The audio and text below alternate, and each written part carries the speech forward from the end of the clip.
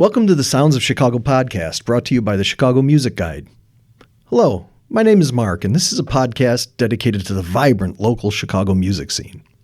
Chicago has a very storied history when it comes to music, and we'll talk to artists and capture the feeling and sounds of the thriving local music scene. Today, I'll be talking to a pair of artists that describe their sound as something unknown, something nostalgic, and something familiar, all at the same time. The post-art pop duo that performs together as Friend of a Friend, Claire Malik and Jason Savsani. Hi, guys. Good to see you. Hey. Thanks for having us. Welcome to the show. Thanks for having us. So I've got to, as usual with these interviewing artists and that, I got to ask you the opening question. How did you get started playing music? Where did your joy and love of music come from? Yeah, we both been playing music and I think pretty obsessed since we were very young. Okay. So we were little boys and girls. Mm-hmm. Yeah. Boy and girl. So was there music at home? Yeah. So, I grew up in a West Coast, is this you? I grew up in a West Coast Indian home. So it was kind of, that was always playing in the household. So okay. It's like classical harmoniums and tablas and just really, so that shaped a lot of my influence. But also the first piece of music I ever owned was Pablo Honey by Radiohead on tape. Nice. So it was a nice clash, but kind of parallel world as well. So that's kind of my background. And when did you start playing guitar? So I think I started when I was 10 or 12. Wow. Okay. Yeah. So I started super young, but at that point it was kind of like, just learning covers and just kind of living the guitar lifestyle, but not actually like practicing. So it was like playing shows in people's basements or in barns and stuff in the suburb that I'm from. And it was just like, we had no idea what we were doing, but we were stoked, beforehand. So then, What were some of the covers that you were playing? You mentioned Radiohead. We were doing like the Pixies, nice. Radiohead covers, Deftones, so things like that.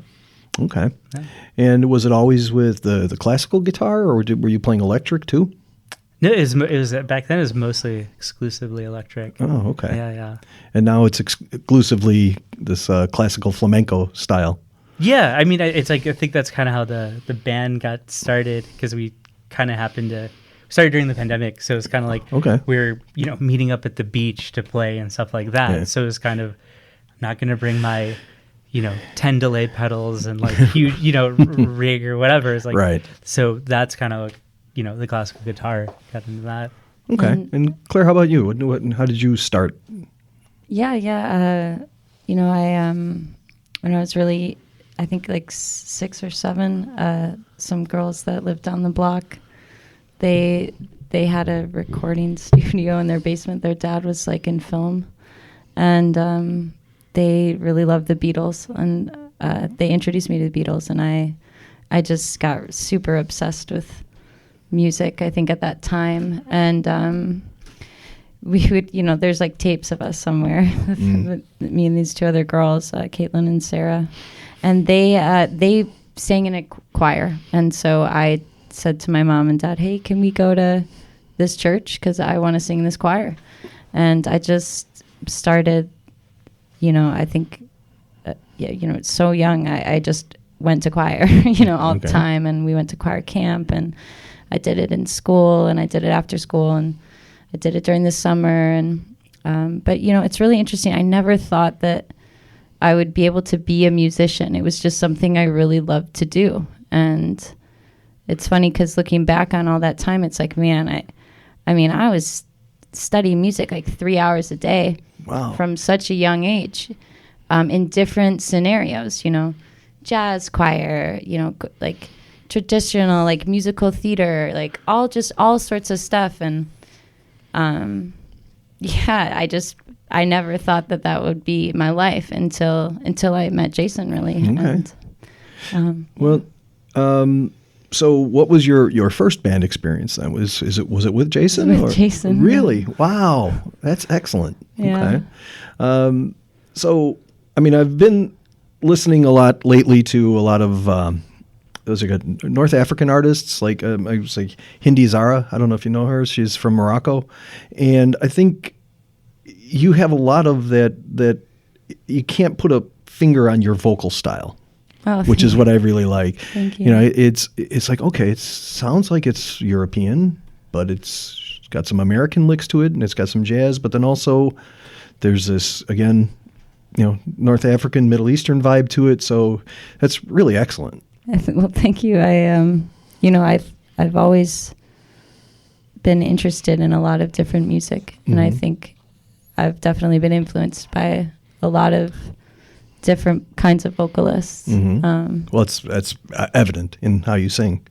So, because I mean, listening and hearing like the meter that you place a lot of notes too, it's like, wow, you make a lot of choices that I would never make because I'm just, you know, by the numbers, you know, 4/4, 3/4, maybe, you know. Sure. Well, you know, I just personally was only really able to write a song just a couple months before I met Jason, and I could barely play the guitar. I mean, I really can't. Jason is a real virtuoso. It's like, you know, I think a lot of, you know, what we've been able to do together, like I really have, it was for me like really unlocked through, you know, my relationship with Jason and, you know, feeling safe and, you know, to explore and to make mistakes and, you know, all that sort of thing. All that good stuff. And I think that's where, you know, a lot of the meter and a lot of the songs, you know, I think along the way, not really having a musical industry background in any way, you know, I came to learn, okay, I see people write songs, like they go to, you know, schools to like write songs, you know, like there's these formulas and stuff. But I think because neither of us were really trained that way, we're really kind of just vibing off of each other. Just, like make it a lot of, you know, even when we're making songs, it's a lot of like improvisation and just like letting it flow out. And so a lot of times, like a lot of our songs are like, it's like that end up on an album is like, we basically like played it, like there was no song, and then we like play it, and then we play it like two more times. We're like, and there's a song. Right? There's a song. Okay, cool. Let's, you know, and I think, you know, maybe with, you know, having the jazz side and very much like the Indian side of it is very much like improvisation and really just like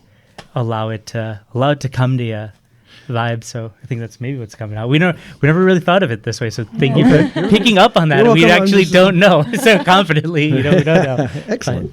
So okay, so now you said it started during the pandemic, and how did you guys meet? How did the band start? How did you decide to start a band? Hence the band name, Friend of a Friend. We had a friend who put us in touch. But the funny part is that, let's say 8 years prior to that, I knew Claire. We would meet up with that friend of a friend at, you know, Claire's in the art world. So I'd see her around town. You know, we'd chat. We'd say hi, hello. You know, like it was amiable, you know. It was like acquaintance level. Yeah, it was like, oh, that's Claire, you know. And we happen to be good friends with this person, so it's kind of like I was like, oh, Claire's cool enough to be friends with my friend or whatever. But it's different worlds. But then that friend was finally like, hey, do you know that Claire sings? And I was like, Claire Malik sings?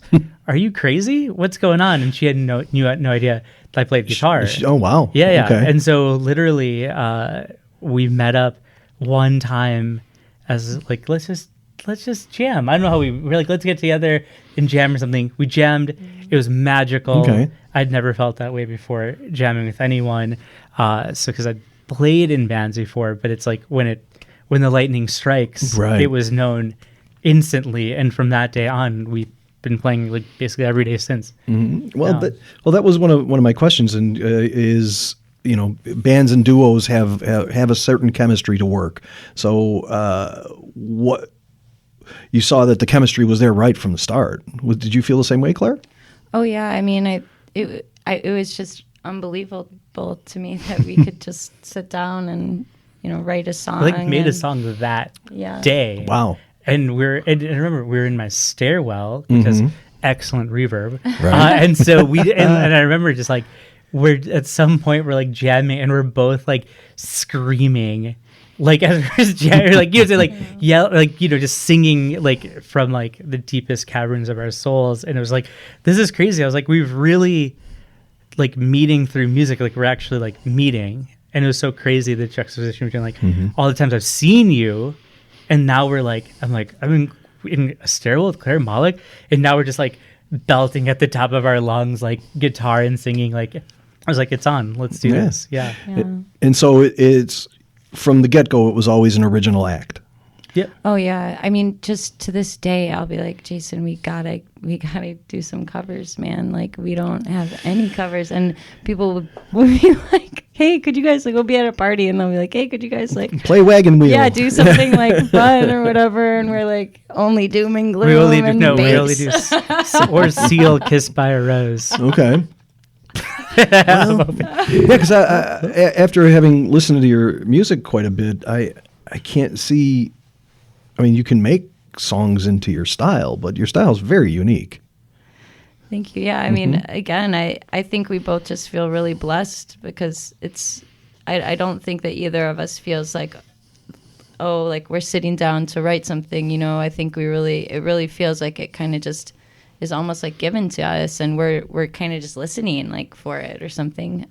You know, yeah, like and it's very organic. Totally, and I think that both of our backgrounds, it's like very, we have like a similar core of things we like, and then we have like certain worlds that we came from. Okay. So it's just like, you know, and you mentioned Morocco. It's like, yeah, and I love like Moroccan music and stuff too. So you know, it's like, and I remember visiting Morocco, and I was like, they had the Berber people or whatever, I forgot what group, and it's like they had this gentleman who played like, it's kind of like a guitar. I don't know if you know the name of that thing. It's like something maybe close to like a bouzouki, maybe. Yeah, something wild. And it's like, yeah. So I think that all those styles have just been pouring through all of us, and we have a shared for flamenco music, right?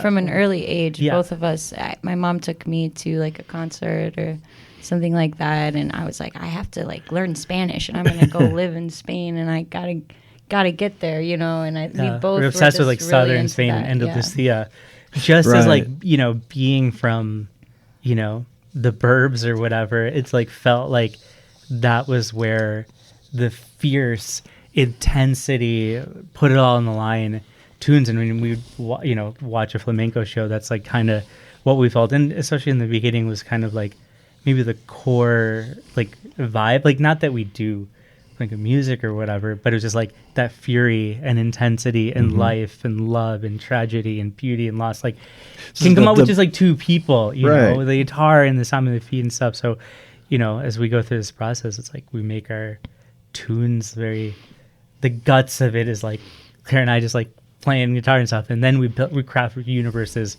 around it. Yeah, because that was going to my question is how do you approach writing songs, and do you have, well, there you answered the question. It's the song comes first, and then you build a soundscape around it. Is that true? Yeah, that's been mostly our practice up until now, but we've definitely been experimenting recently by doing it different ways. And I think that's been fun. It's like let exactly. It's like let a soundscape take us somewhere or whatever, and you know, or kind some of whatever comes first or something. Yeah, yeah, for sure. Yeah, like this. There's no handbook for writing how to write a song. It's like it starts somewhere, and then it could start this way. It could start this way. It could start this way. But as long as you get to the end. Yeah, right? Absolutely, Right. absolutely. Yeah. So in the reviews I've read for you guys online, the word folk keeps coming up. Do you have a folk background type of thing also, or? You know, Claire does. Yeah, I think all music is folk, right? Like it all kind of comes from like what even really is folk. I think that's a pretty broad term. I think that our songs, our first album is coming maybe from that, or is maybe recognized in that tradition more so than our second album. So I think that maybe people will use that as a catch-all. So maybe that's why people were latching on to the Led Zeppelin comparisons, because of a lot of their softer songs have a lot of British folk element to them, or even, you know, Middle Eastern and Yeah, right. Okay, yeah. That makes sense. And I didn't say like even visually there's an instrumentation. It's like you see like a classical flamenco guitar. You might think folk, you like think more so folk, and then it's like, but we love like we mutually love like deep 808 synths, intensity, electronics, and stuff like that, and that cinematic epicness. So it's like you could say that a natural juncture was for us to like merge those worlds. Like we just because that's the type of stuff that we like listening to. You know, when we're cruising around town, right, and drawing from different elements to make something new. Yeah, which is great. It's kind of like it's like cooking, you know, and coming up with new dishes. Totally. So, who's the lyricist? I am. Okay, and so what comes first? Are you hearing the music and then saying, "Oh, this gives me this feeling," and this is where it goes, or? Gosh, yeah, I don't know, man. It's tough. Like, I mean, all of this. I was saying to my dad just yesterday, you know, it's like everything in my life that ever happened really led up to this. Okay. You know, so I think in some ways, you know, all of this is coming from this connection that we have. So in a way, it's like, well, I'm like putting the pen down, but it's really from all of what we're experiencing together and learning together. And so sometimes, you know, it comes first or second, but it's really all kind of in the same moving snowball or something. You know what I mean? Like it gathering seems like momentum. Yeah. Or like we'll have this sort of hook in our heads and we'll maybe jam it out. Like you can catch us at the Guitar Center, you know, messing around on the keys and all the different stuff. Make tunes at the Guitar Center. Making random jams. It's the one on Halstead. I'll have to pop in and check in on you guys. We got a show coming up at the Guitar Center. But, you know, and we'll forget to record that or something. Or we'll record it and then just not put it anywhere organized. And then come back later, we'll be like, oh, man, remember that one time we were doing that thing on the whatever and that hook came back. It's like it all sort of follows us. And if we don't get it into a song, it's almost like it finds a way. Yeah, it'll find a way. Like we'll be trying to like do a song that is maybe more finished, and like that hook will try and get into that song, and you know what I mean? Right, totally. Right. Yeah, there'll be like a melody or guitar. We used that one before. I can't use that one again. Yeah. So, but the lyrics that I've read through when I was listening to the songs, there's a lot of vulnerability to them. And are you drawing from personal experience, or are you writing third person? Well, you know, I've been writing poetry since before I was into music, actually, I would say. I think that's probably my first art form and something that has always stuck with me and been a part of my daily practice, really. And yeah, I think... I read her poetry book. It's awesome. Okay. Yeah. Nice. I don't know how old you were. Maybe you're in high school or something. I was like, this is sick. It's awesome. Well, thanks. Next level. I don't know about that, but I think yeah, it's all very personal to us what we're doing here. Okay. You know, it's this stuff saved our lives, and music saves our lives, and you know, we're trying to be as honest as we can be, so that, you know, I think that's really the only way that it works. Yeah, it's like, you know, to be honest. Totally. Yeah. Mm-hmm. But sometimes, you know, I think we think, oh man, I really think this is what this song's about, and then we'll be like 2 months later, it's not about that at all. Yeah, like or it'll just wash over, like a whole new understanding will come through or something, and yeah, that's like our favorite artists. It's like sometimes when they overly explain it, it's kind of like, it's like, don't tell me that. It's like you're just like eating a ham sandwich one random day, and you thought, I was like, no, it's like I already have my, you know, it's like it's like I already have my meaning towards it. So don't reveal the magic. But I just think it's sort of naive to go about thinking, oh, like I know what my art means or something, like, because then why would you do it? You know, like in a way, like it's there for you to learn from. Yeah, we're all meant to learn from it. Yeah, I mean, I was looking at some lines of songs that I wrote back in the 90s or even before that, and there was one line that hit me was, "You're never too far from alone." Oh, I love that. And it was Beautiful. like, that was in my early 20s when I wrote that. I'm like, wow, where did that come from? Yeah. You know, and it's still resonating with me today. Cool. You know? Yeah. Because Absolutely. it can work on, well, you've got people around you, you know, so you're never too far from alone, or the people around you may disappear, so you're Sure. never too far from alone that way as well. So, sorry, I'm revealing the magic of the line. No, Sorry. I love it. But it's beautiful. It's Yeah. beautiful. Yeah. The No, most it's great. beautiful things are like a paradox, right? Yeah, true. Well, it leads me to asking you guys about your first album, Arms. I love the title because there's a lot of meaning to it. Why did you choose to call it Arms?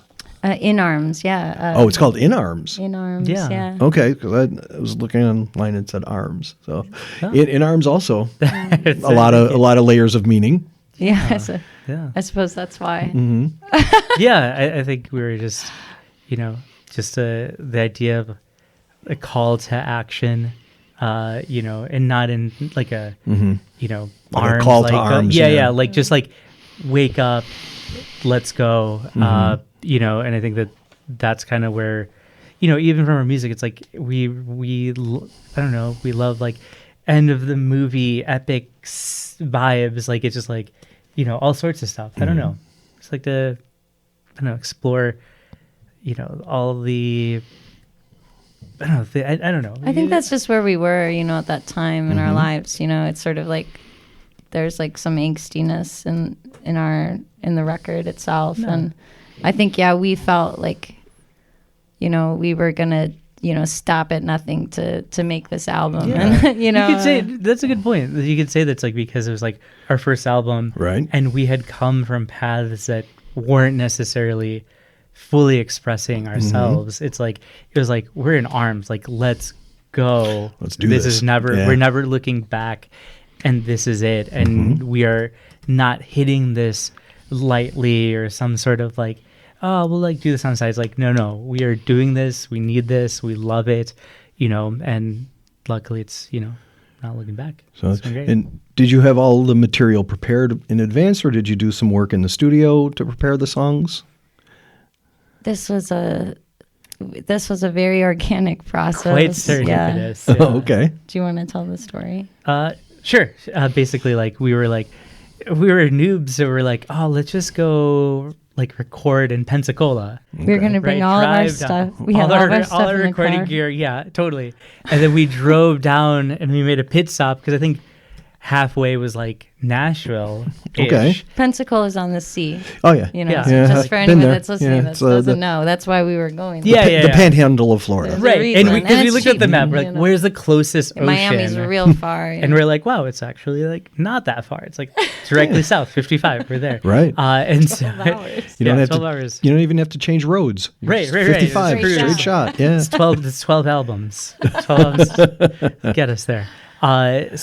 But then we got there and then like, you know what? We've had we had some tunes, just Claire and I, and we're like, you know what? Let's just record at a studio. Why not?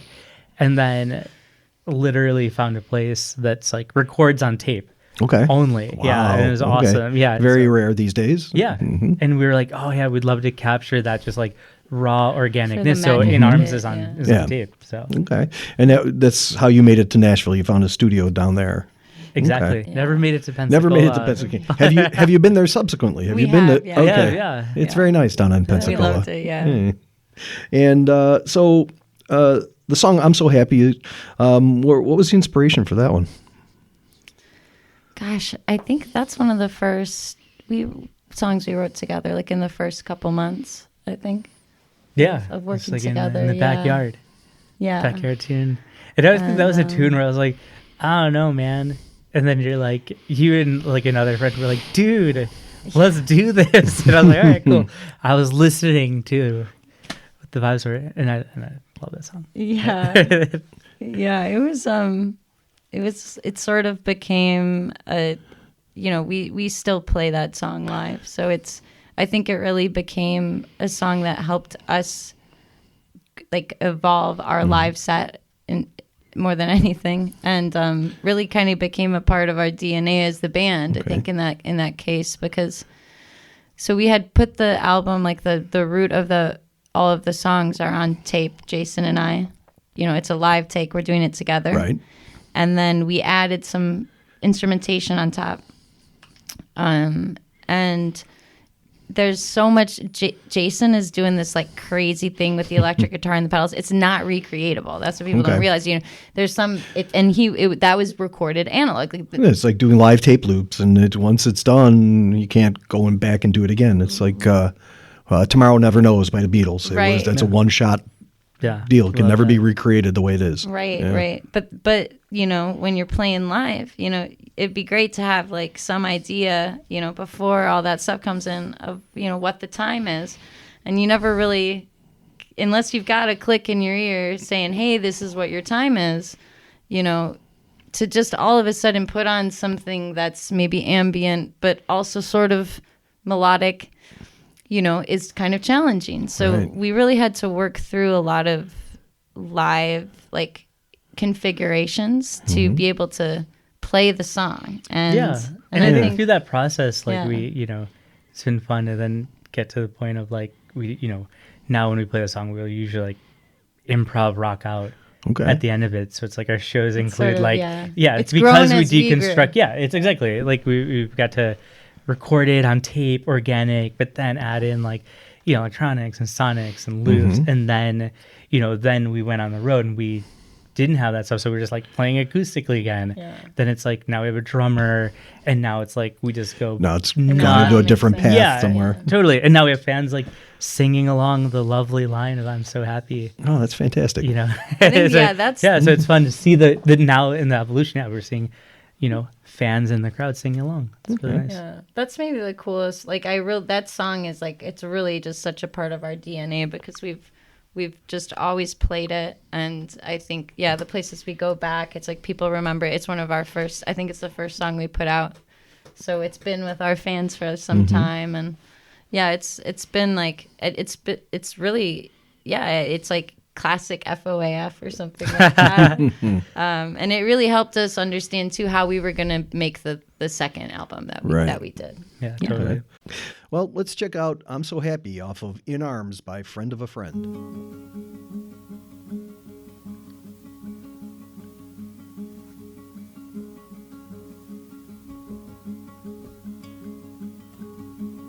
I thank the world I found you, but I didn't think it through. No, I won't know I'm so happy here with you.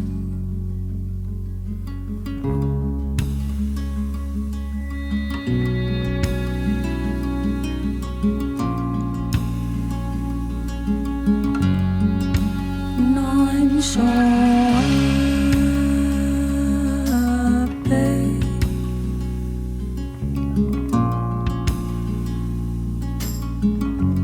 I'm so happy I could cry.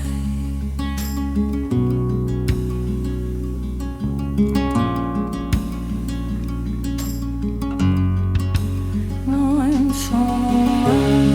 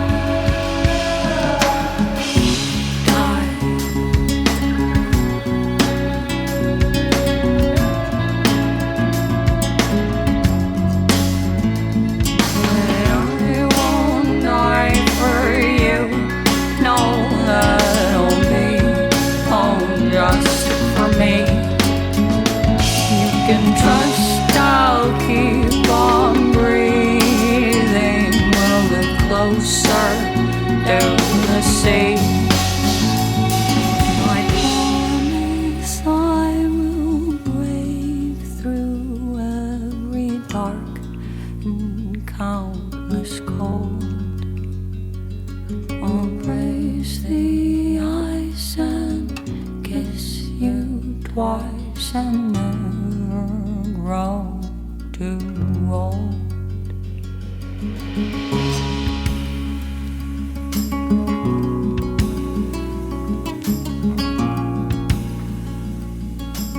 And I'm so happy.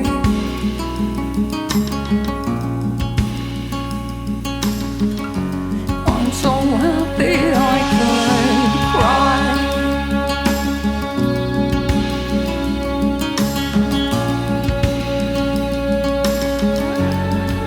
And I'm so happy.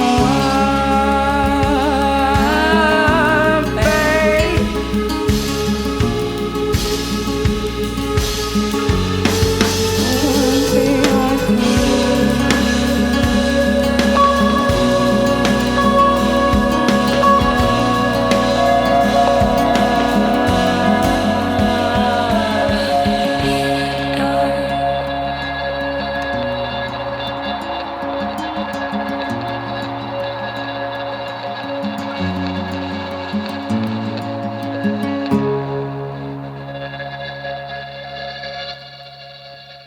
So now you close the album with I'm Blue. There's a line in there, I live with the things left unsaid. Hauntingly beautiful line. Where did it come from? Again, man, dude, I don't know, bro. Like, I don't know, man. It's Something was guiding your hand on the paper, like a Ouija board, maybe? yeah. Well, to be fair, it rhymes. Mm-hmm. I think that I've been thinking a lot about language in general and how sort of oddly perfect it is that things rhyme the way they do and the word sets and everything.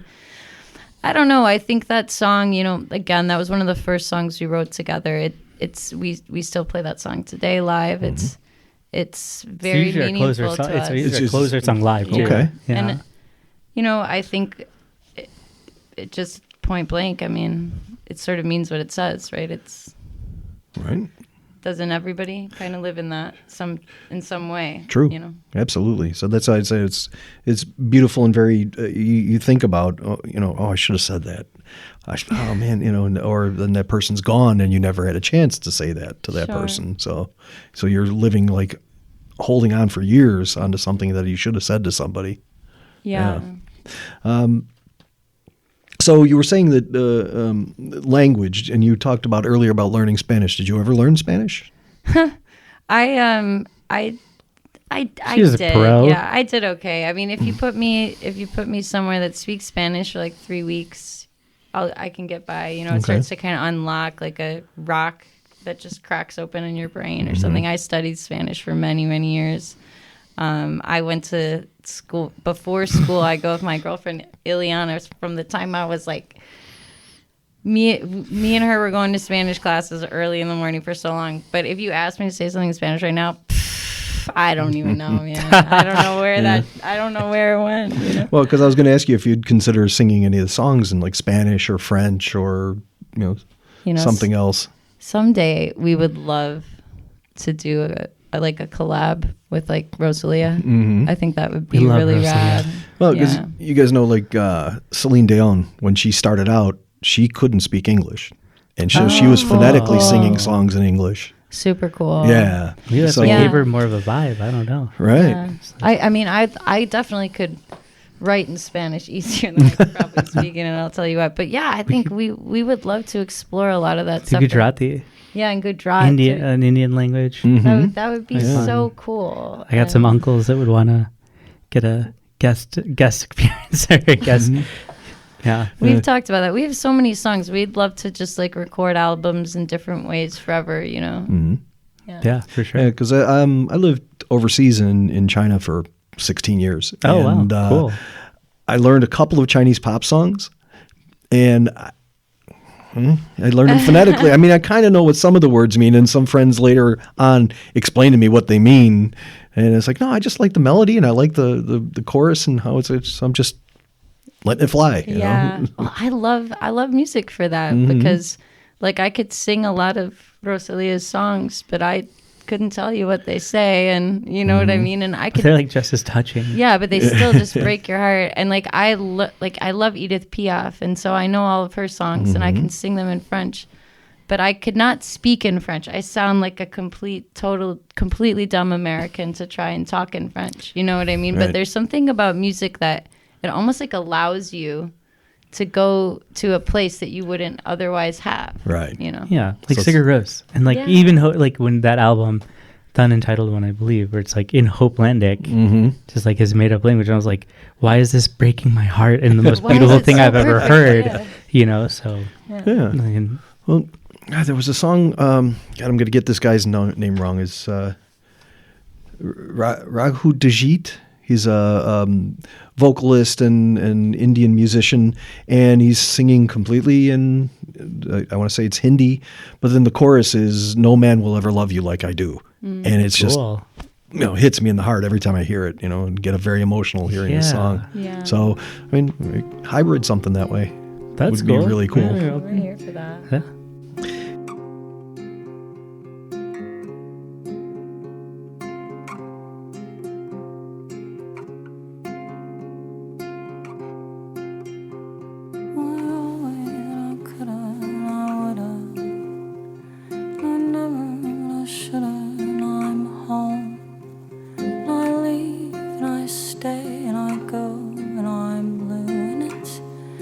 Everything that I never know.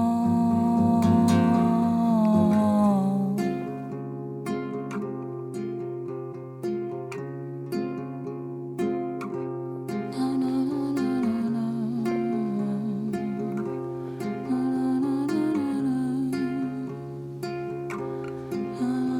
and I'll sing till my limbs are so tired the dawn couldn't bring me to bed.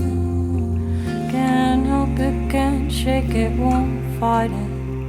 I live in the things left unsaid.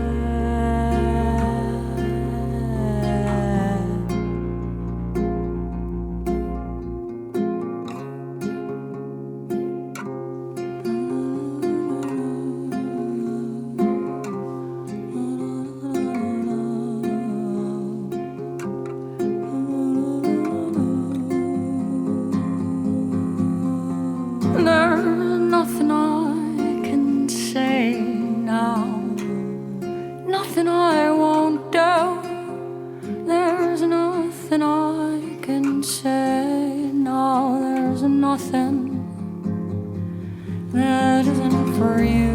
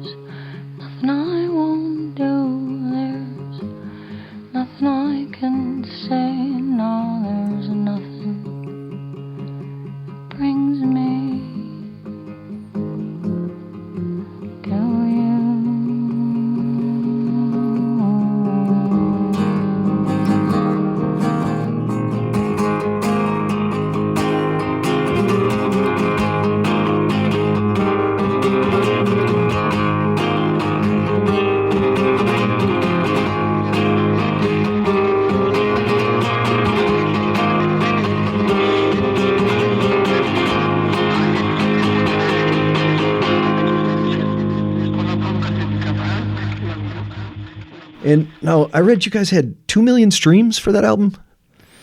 Yeah, I think it's more like 3 now. Now it's 3. Okay. Yeah. Wow. Incredible. How did you guys go about doing that, and how did it happen? Was it organic or just? Yeah, pretty much. We got our socials out there, and then we just saw, we're like, wow. It started off, we were just like, cool, people are listening in Brazil. And then we're like, wow, people are listening in Berlin. And then suddenly it was just like, had that virality to it. So it was cool to just see it, proliferate throughout the world. Yeah. And just and in the contrast between we're just like, let's just stop in Nashville and pour our souls onto this tape canvas and then have that out in the world. Yeah. Well, to be fair, we've also toured extensively. Right. True. And that helps. Tours in Europe, pretty much all over the U.S. and stuff. So, been out there as well. So reinforcing that has been cool to be like each time we go back to city. Now we're like, we're seeing people coming out. We're seeing people singing the lyrics and knowing the parts, or nudging their friend to be like, oh, this is about to happen. Yeah. So it's been really cool. And so you've been touring the United States and Europe. How did you did you go through booking agencies? How did you exactly get a European tour set up? Yeah, we've been really fortunate to have a really great, team of people helping us, just like as mentors and friends. But really, we've done all this, on our own for the most part. Yeah, that's fantastic. And now we have a European booking agency on board. Yeah. So now we got a tour coming up in February. So it's nice to we built some, a framework for ourselves in Europe. So now, with the European booking agency, it's like we're hitting the ground running, coming back. Yeah. And where are you planning to go this time? Oh, it's such a great tour. I couldn't tell you all the cities, but it's like we're gone for 3 weeks, and we've got a really awesome agency, Rolla, and they have been killing it. It's basically done already. To us, we're like, this is crazy because this is like 5 months away. I don't know. It feels like so long away. It's like 18 years from now. Yeah. In music, music. It'll be here. It'll be here before you know That's it. True. Yeah. That's true. But but I was looking at your past itinerary, and you guys were in is it Croatia? Yeah, we started Croatia. there, yeah. And all the way over to France and some other places. And so what was that experience like? What were playing to your music to European audiences? How did that go? Our first tour was actually in Europe. And I think that's great. Yeah, I mean, really, it seems to us like Europeans really like new music. I don't think that Americans. I think Americans also like new music, but I think that they don't often get booked as well or easy or something. When we sent out some emails to folks in Europe, they were really, really supportive and encouraging. And there's a lot more infrastructure for young artists to thrive, and for the society. A lot of these places that everything sort of supports cultural production. I think at the root they just really dig our vibe. Well, too. I think it's been great. It's like America / Europe really resonated, and Brazil. Okay. We're coming for you. From the beginning, yeah, we saw listeners there, and so it was like, all right, like let's see, and it was so fun. It's so fun to play there because it's like, I don't know, it feels like you're sort of entering into a different world or something. And maybe it's like in maybe certain places, like maybe they might not fully understand the lyrics, but they're it means something, right? True, the same way, like I hear stuff from other parts of the world, I'm like, this means everything to me. So, but it's been fun to just go from Croatia and then playing France and London and stuff like that. And I think for us, it's like a lot of music we like is from London, and one of our favorite bands is from France and '83 and stuff like that. So we were just, it's one of those, like, we never thought it would be possible. Right, 4 And years then- ago. Right. Did you Yeah. think Sitting in that corridor, listening to the echo, playing guitar together. yeah. Now you're sitting in a cafe in Paris. So,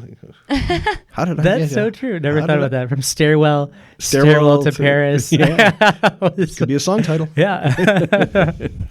yeah. Yeah, but I mean, I do hear a lot of European style, like European New Wave from like I'm a little bit older than you guys, from the 80s and bands like that not necessarily you guys listen to and are influenced by, but I can hear it there. That it's made its way into your music. Oh yeah, Yeah. for Mhm. sure. Yeah.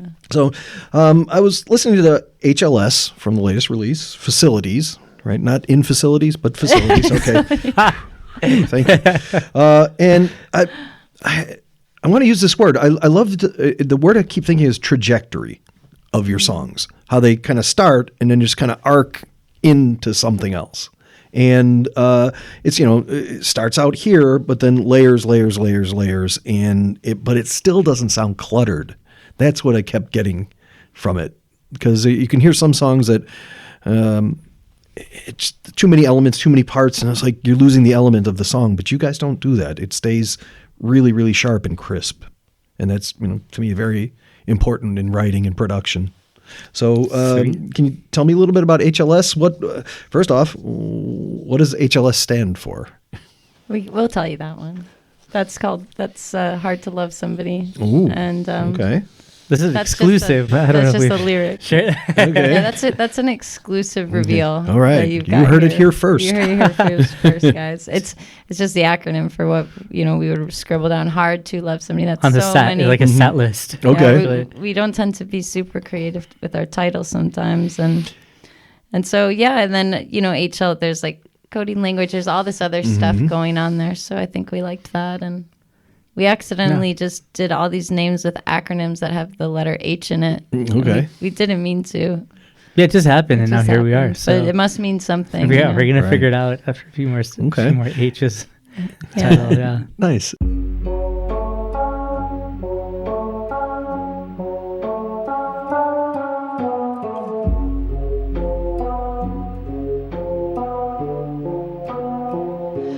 It's hard to love somebody who's not loving you.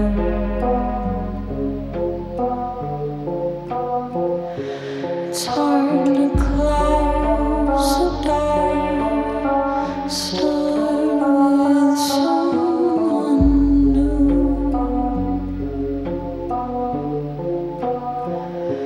It's hard to love somebody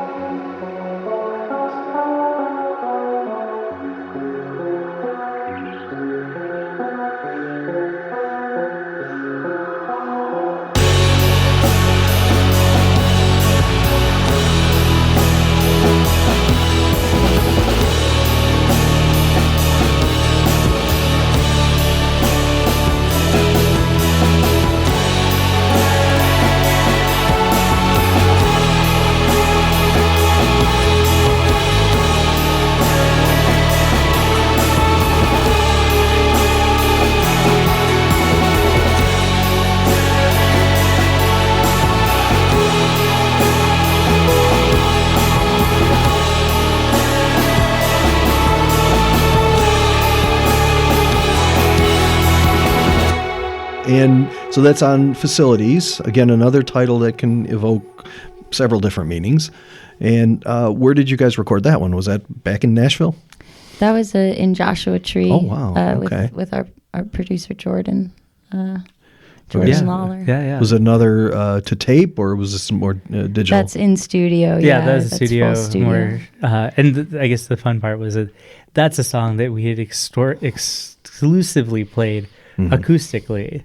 Yeah. Just like super bare bones, like very soft, dramatic chorus and Claire doing these lifts. And then, when we got, the studio portion of it, it morphed into what you hear on in Facilities with like deep 808s and like intense synths and stuff like that. And, I think that was our natural progression post In Arms, really. Yeah, that you kind of get it's your music is evolving.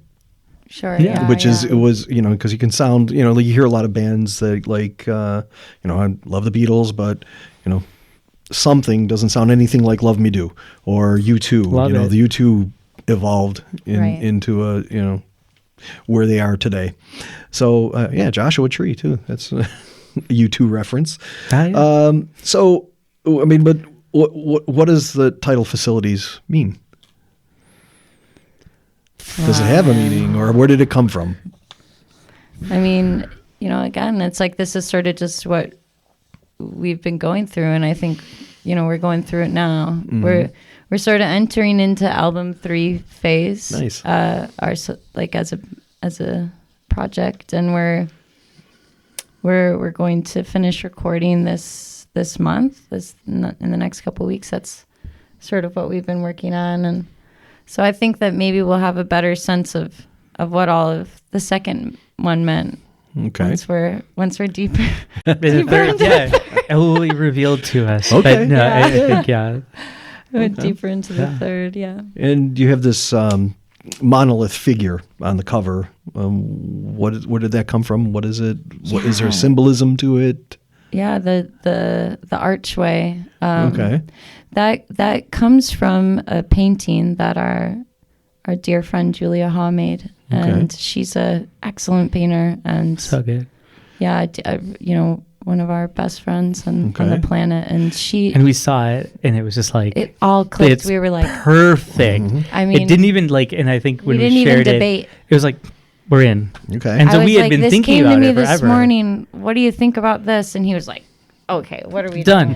Done. And we had been sharing ideas and stuff. So we had gone through a lot of stuff. Yeah, and I think that's the fun part that obviously that's why I love working with Claire here, is that it's like we'll like think about stuff, but just like when we know, it's just like boom, there it is. On. So it's like somehow Facilities came up and we're like, yes. And it's like the album came up.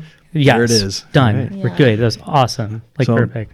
Well, be sure to give us the her social media link and at Julia Haw. Okay, and then we'll put it on HAW. To connect to her, so you get her name out there more. Hell yeah! Absolutely. She's a Cambodian celebrity now, so she doesn't need our help. Okay. All right. So now I want to ask you guys about the song "Always on Time," because also I was looking at your friend of a friend starter pack. And there's a mention of there about being neurotically on time. Now, is that coming from the song "Always on Time," or we came here today exactly at 1:45? Oh, nice. That's the time. Well, on time and prepared. That's Yeah, I think we were just trying to make fun of ourselves a little bit. We kind of musicians. I feel like we're whenever we roll up for a music thing, people are like, you're really on time. Yeah, just people are telling us, we're like, why wouldn't we be? Yeah, we're like, yes. That's when you said we should show up. I think we're just like, a lot of people in music, or maybe like in their early 20s, like oftentimes we'll see kids like they're not even allowed to be in the bar. You're like, how did your parents let you come here? And those kids aren't on time. So I think we're sort of the opposite of that. Just always on time. Yeah, nice. Now but Always on Time is a love song, right? I mean, everything's a love song. True. Yeah. Comes from love, of course. So how does Always on Time tie into a romantic notion? Well, I think kind of back to what I was saying earlier, you know, with this conversation with my dad, it's like, you know, your whole life, it's like all of these things. I don't exist today in the form that I'm in without all of these different iterations or experiences I've had, and in a way, like, those are always on time, right? Like, you can't be late for your life because Right, it's there. right. And I think, you know, that's something that we try and embrace as a band, you know, that there's a lot of like compassion and forgiveness in that. And I think, that's really, I mean, that's what music is, just like love and that space as well. Excellent. Thanks.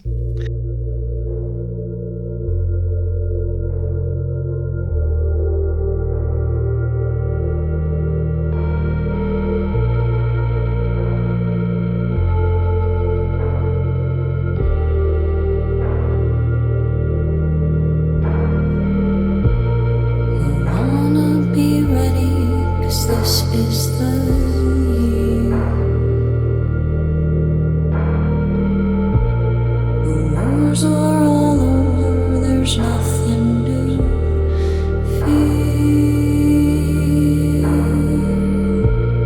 The windows all blown out, the mountains all gone. Forget all the words, forget all the songs.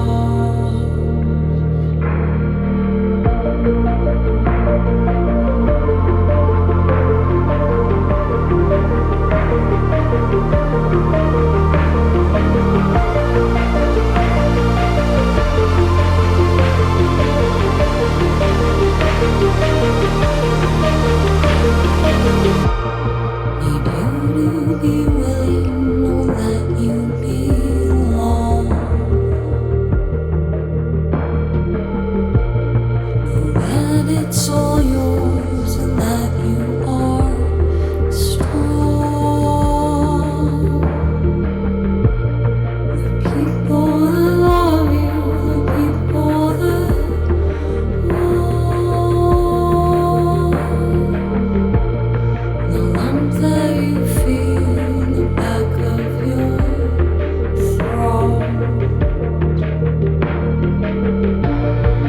High on the highway, golden and white.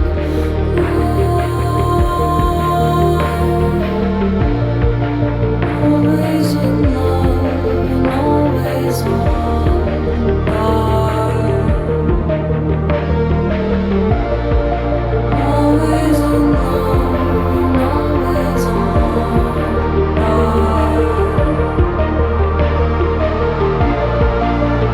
Always in love and always on guard. Always in love and always on guard.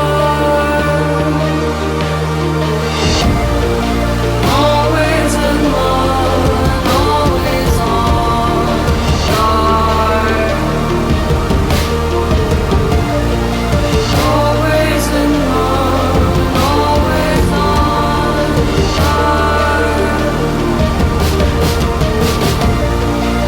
Always in love and always on guard. Always in love and always on guard. Always in love and always on guard. Always in love and always on guard. Always in love. So now, one of my favorites, and probably my favorite of you guys, your act and friend of a friend, is Heart of Stone. Oh, sweet. I like it well because I'm more from pop, and it starts out pop, but then it takes off and becomes epic at the end. Now, was that part of doing loops, doing layering? How did you end up from just being kind of straight 4/4 pop song to ending up out way out there. Yeah. I mean, I think for us, we were just like, we similar to other tunes. It's like we'd play the tune, but then it's like we'll extend sections and we'll be like, yes, when we get to the studio, we're gonna like max it out or whatever, figure out where it takes us. So I think on that one, we were just like, hey, let's just, that full, showing up for your life, that most intense kind of epicness. We love that. We have to stop ourselves from doing that, really. I mean, we're just obsessed with the wall of sound, and if we want it to be less, we'll have to stop ourselves. But I think we have this very unique thing with Jordan where we all just will know, like, that's it, or yeah. And I think that it's like, we like the, I don't know, larger than life dramatic cinematicness. So that's kind of where it felt right in that section, just where this is where it has to go. Yeah, exactly. Right. Like it would almost feel, if it wasn't there, it wouldn't feel like us in that way. Like having that outro section, it's like, yes, that speaks to us. Like we love it when we did in the studio. We love playing that live, and like we're losing our minds, and so are our fans and people that come out. It's like that's how we feel. Right. That's how we. Yeah, that's the thing. It's like that's how we feel. Describe it. Yeah. That's how it goes. It starts and we just take off. Right. Right. So, but Claire, I got to ask you, because as a singer, I always have a tough time singing lines that are similar. So if it's like songs that start with like the same couple of words and then repeat. But in Heart of Stone, every line in the first verse starts with no. How do you keep it straight? That's so funny. I have so much trouble coming into the song in the middle. It's almost like every time we start, like it's not fun for Jason, because I'll be like, well, could we just start from the beginning of the verse? Because I don't know. I'm like, we have to get like 3 minutes to get back to that section we're trying to work on. Where you can turn back around. I missed the cutoff. I got to turn back around. Right. Yeah. But I don't know. I have this weird ability to remember stuff like that. I wish, they had taught algebra in a song or something, because I'd be really good at it then, Okay. Yeah, I'll remember lyrics from albums I listened to when I was a kid and that I haven't heard in forever. And Claire has a really good memory. I don't know why. I just remember it. It's really odd. God willing. I mean, Jesus, now I'm going to mess it up the next time. Didn't we? Now that knock I've said wood. that, I don't want to jinx you anyway. But no, I'm lucky for that. Yeah. Okay. Yeah, that's a good ability to have, because I definitely don't have it. I find myself always tripping over or repeating the same line if it starts with the same words.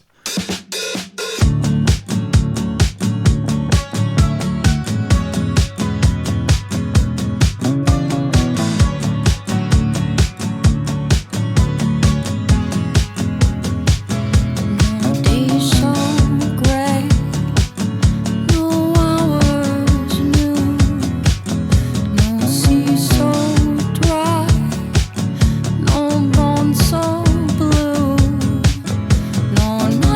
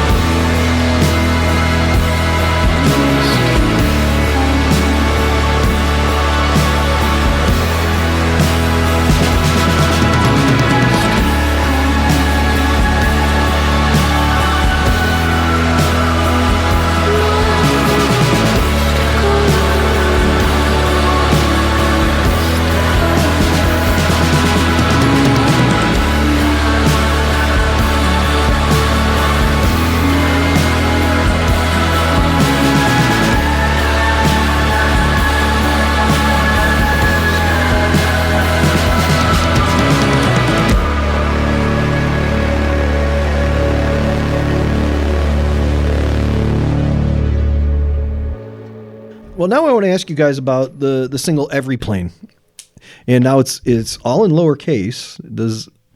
Is that done purposefully? Of course. What does that mean? Well, I think if we had the opportunity, we would have made them all of the lyric or all of the titles like really Gen Z with like all of the emoticons and weird stuff, but nobody can find anything that way. Yeah.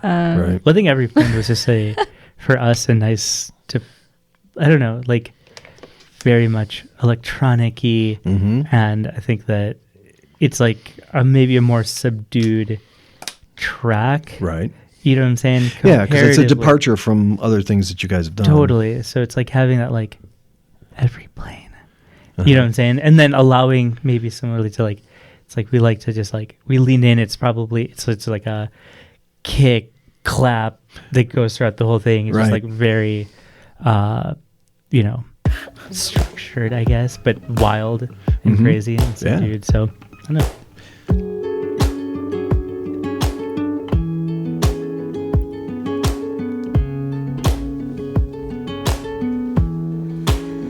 I dreamt I woke all right beside you.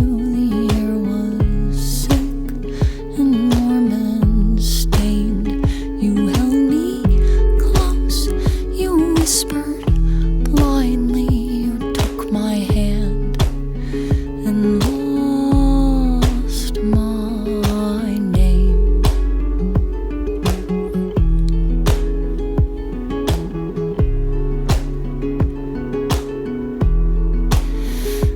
Light had found your every demon. It stretched for miles.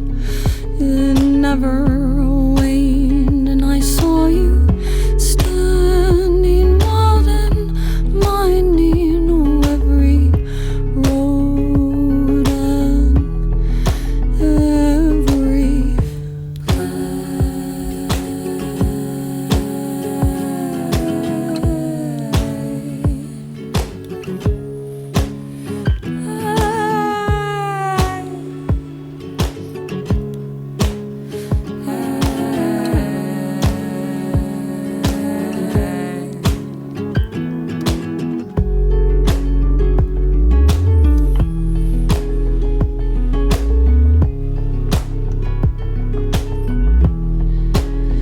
we soared above the milky skyline, your hair ablaze, a lion's mane, and you turned to me, all stars and glory, and you left me there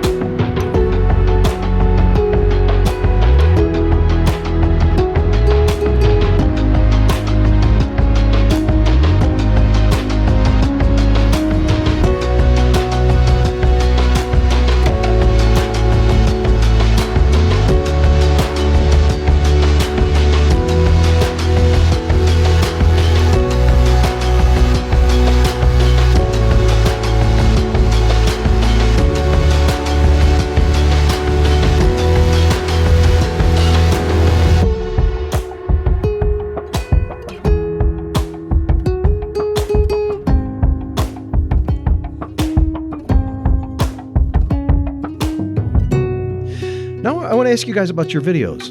They're very intriguing, very cinematic. In a good way, I'm saying lo-fi. I mean, they look great because they look like old 8mm films. They don't look digital, which makes it look very intriguing and eye-catching. So who does your video work? Yeah, most of the videos we've made together thus far. We did a live video with a really amazing videographer named Shiva Kafai out in Joshua Tree. And that was really a fun experience for us for sure. But I think mostly they come in a similar way that we just make the music, that they're sort of organic pieces of, moments we've had. I think, I like being scrappy. It's like, I think that it's like being scrappy, you know what I'm saying? And just like, here's the footage we have found or that we made or was sent to us or whatever. And like grafting it and just taking what resonates, I think. Yeah. And what is the moment right now? You know what I'm saying? I think, there's times for like super pristine perfection, that sort of thing. But I don't know if that's representation of like how the organicness of how we even create our music. Right. So it's like, it's an extension of how we create. Yeah. Absolutely. Well, they look amazing.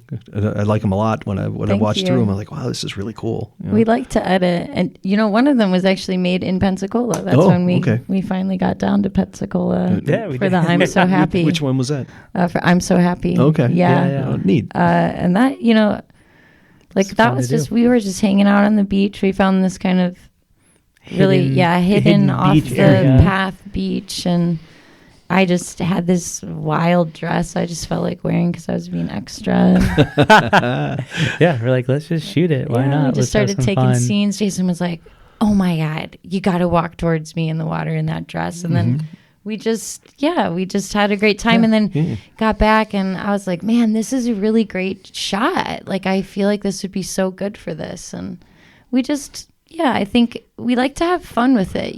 I think we've seen bands that like hate each other or something, or like you hear stories about that, and we're just enjoying our lives. Like we're just trying to have a good time. I think, in that sense, to like, we like, maybe that's the thing. It's like, and maybe what's resonating is like, we like every aspect that the band journey has to offer. We love recording and that full cycle, that we love making videos, having photo shoots, you know what I'm saying? Like, and taking photos outside of where we're at.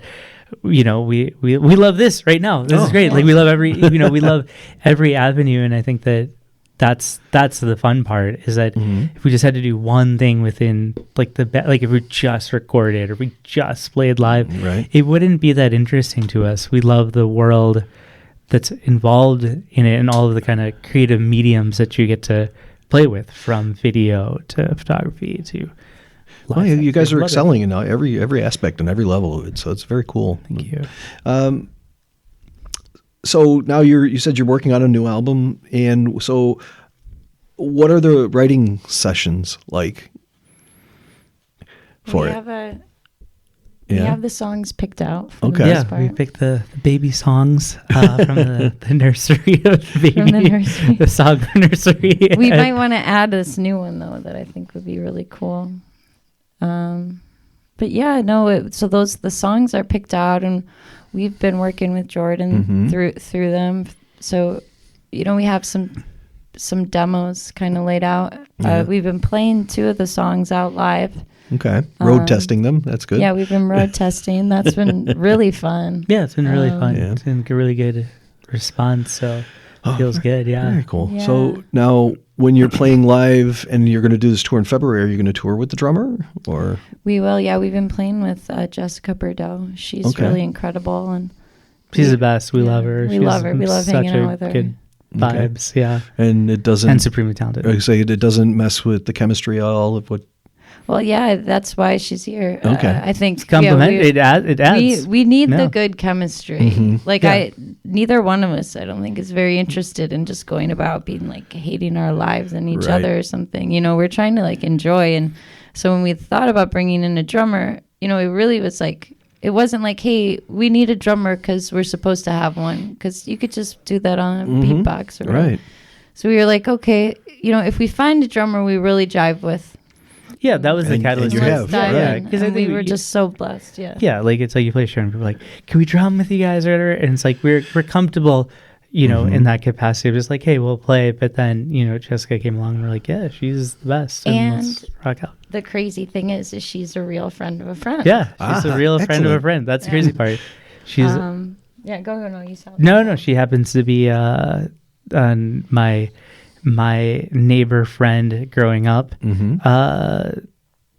sister-in-law. Wow. And so like randomly, and this is like, Yeah. I didn't know this. And then it's like, I was like, I sent him a message. I was like, dude, is there like, who is this person? Cause I'd see like photos of them or whatever. And I was like, oh yeah, who is this? He's like, oh, it's Jessica or whatever. And I was like, hey, and he gave us the intro. Okay. So I guess the only requirement is you have to be a friend of a friend to play with us. Well, No randos allowed. Yeah, right. and even Just more kidding. crazy, like she actually, she does like sample packs or whatever for Reverb or something like that. I Oh, don't know, okay. something. And, you know, Jordan had taken one of her drum beats and it's on one of our songs. And so she was Before you met already, her, yeah. like she was already, I think he messed with it or whatever. But, you know, she's She's already in the band. there. Right, yeah, like magically. And Oh, that's so very it neat. was like really cool. Yeah. That Indeed it is all a very worked small out. world. It is. Yeah. And so you're going to be touring with a drummer. You're going to take her with you to Europe. Yes. And that's excellent. I look forward to seeing some of the videos and that. I wish I could attend in person. Where are some of the rooms that you play in Chicago? Yeah, we played Shiba's, Hideout. Hideout, okay. Shubas. California Clipper. Yeah. We're gonna play the book club coming up on the 18th. And more, and some more shows in the works. Oh, cool. Weekend. We've got to. Yeah. We'll get back to you when we get All right. confirmations. But some cool places. I'll keep Some following cool you places. and find yeah, out some where cool places. I'll keep stalking you then and find you where you're at. So far, what has been your favorite one? I don't think we've asked each other. What's your favorite I don't show? know. We haven't even asked each other that. That's good. Oh, okay, well, I think when we went down to do some shows in Austin during South by Southwest, yeah. I Okay. would say that when we played one of the nights, I thought that was my favorite because it was like Yeah. a packed house. okay. People were moshing to Heart of Stone. Wow. Right. It was just like Getting in the pit. Right. I think the electricity of like that time period, and you know, it's the first time we'd gone down there, so we didn't know what to expect, and it was really, it was better than I imagined, you know. So it was just like, and so having a crowd that was just like deeply into music, and then just like vibing out, and it's like basically crazy packed and stuff, is really, really fun. I'd say my favorite. I don't know. What's your favorite? Yeah. Ooh, it's so tough. I think There's so many to choose from. Yeah. Yeah. We played a really rad show recently in Indianapolis at the White Rabbit Cabaret with Okay. our friends, The Palace, and they're a really rad band out of Indy. And they've been really good to us and just wonderful friends. And It was like a sold out show. yeah, And it was really such a blast. And they had a cabaret MC Oh, wow. announcer. Okay. Like, it was just so fabulous how the whole show was set up, and it was great to play with people we have known for so long and that have been so supportive of us in our early stages and stuff. Yeah, and a bunch of fans out there that were just like, because, you know, the proximity of Chicago to Indianapolis, it was Right. just like a lot of our fans had seen our evolution as well, which was cool. Because then I think, you know, I also enjoyed that night, and it was kind of like we did some of our old songs, and then we tried like stuff from the new album, Sure. and to see, you know, new faces light up, and then some of the people that saw us were just like Claire and I on guitar and singing or whatever. It was like come full circle, where it's like we're so happy and grateful our friends are down for our journey, you know, as we evolve and, you know, whatever. Yeah, that's great. Excellent. And, okay, well, I usually like to end the cast with a couple of fun sort of questions. So, who is on your musical Mount Rushmore? Oh, that's a good one. How many people are on? Four. Four. Okay. Or, Tom and Johnny count as one person. Tom York and Johnny Greenwood, like would they count as one? yeah, it could be a split, I guess. Yeah, I think they're two-headed. Because Yeah, mine is go like, with- okay, well, there's the Beatles Mount Rushmore, and then there's these other four guys. So. Right. Yeah, okay. Or- It could be the full band. It could be a full band. Right. Also, it doesn't have to be limited to music. Okay. Could be acting, could be interesting. TV personalities, could be sports figures, whatever. Okay. I mean, It's got to be a joint It's a joint, band yeah, situation. yeah, I think This is going to so. be tough. Johnny Greenwood. Okay. Well, no, I think like we could just get Radiohead and then get them all Okay. and just Johnny have the York, one. yeah. Okay. just have the one. So I got three more. Okay. Got the one there. It have to be some like Yeah, the Beatles. The Beatles. Beatles, okay, for that's sure. two. Okay. Okay. Oof. See, then we'd both have to bring like each of our own Yeah, then you get personal one. Yeah, I favorites. think you get one. Okay, But you got one, that's you gonna got be one. So impossible. Who would you pick? I think I would pick TV on the radio. Oh, wow. Wow. Okay, yeah. So that's- now I would. Yeah. Okay. All right. Yeah. Then I would put the same era, but I think just influential. The equivalent of that would be like Block Party Yeah. Okay. for yeah. sure. All right. Nice. We'll Similar shake on era. that, yeah. I would shake your hand. Outstanding. And the last question I have for you guys. Okay, well, go, of course, ladies first. Pick a number between 1 and 10. 6. Would you rather have only breakfast foods or only dinner foods for the rest of your life? Breakfast, bro. Breakfast. Okay, why is I that? love breakfast. First of All all, day. She's thinking about eggs. yeah, all day. I'm made of eggs. Like I eat All right. eggs raw. I eat them all the ways except for when they're too cooked. That's gross. But otherwise, I love eggs. Like good farm fresh eggs. Oh my god, there's nothing better actually in the world for you. It's so good. It's the perfect food. So and I just go about like when we. That's the best part of Europe is they do breakfast buffets. Oh, yeah. So good. Like that's the best. Like there's everything of all the breakfast. The band is actually just so Claire can have eggs in Europe. Right, Really, that's actually, it. that's But no, to cheer me up, We to just cheer happen me to up, play it'll be music. like, oh, the lounge, like you could have the full buffet of Right. breakfast, we got in here. Or like on my birthday, he tried to take me to a breakfast. We didn't get there on the time. That was my fault. But like we're looking for it. I'm obsessed with breakfast, and part of that was the- a very easy question for me to answer. Part of the tour rider for Europe in February is going to be, where are the breakfast buffets? You need to get us to those. exactly. Well, I think that's also the great thing about Europe is like you can just get a decent cup of like orange juice, a great cappuccino, good, Oh, yeah. nice farm fresh whole milk, and like a croissant, and they're always great, and Yeah. you don't have to worry about sulfites and stuff. So, yeah, we kind of luck out. Like even the train station is like set in Europe Right. for that stuff. So, Jason, We're over so to from the Midwest. We're like, yeah. Well, they just have better food. Is really clear. It's true. It's better prepared, different sort of rules, different type of FDA. Yeah, no Monsanto and true. stuff. They've got strict regulations keeping things fresh out there.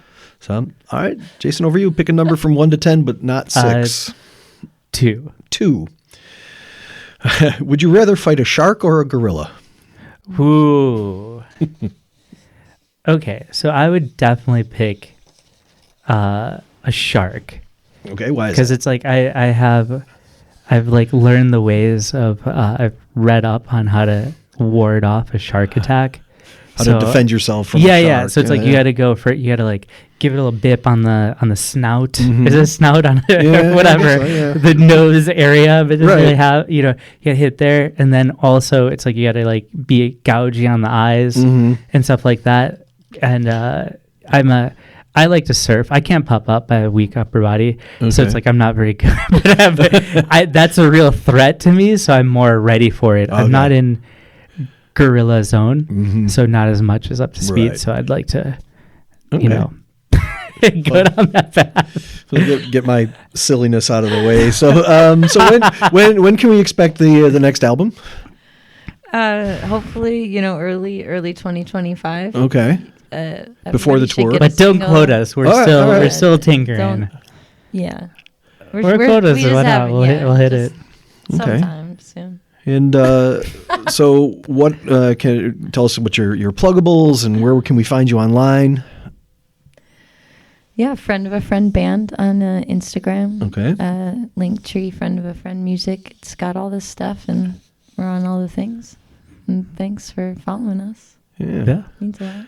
Well, Claire, Jason, thank you guys so much for coming out and hanging out with me here for today. And it's been a pleasure talking to you, and I look forward to where your trajectory will go in the future. Hey, thanks so much. Thanks for having us. Awesome. Thank you. We've been talking to Claire Mollick and Jason Savani of Friend of a Friend. Thanks.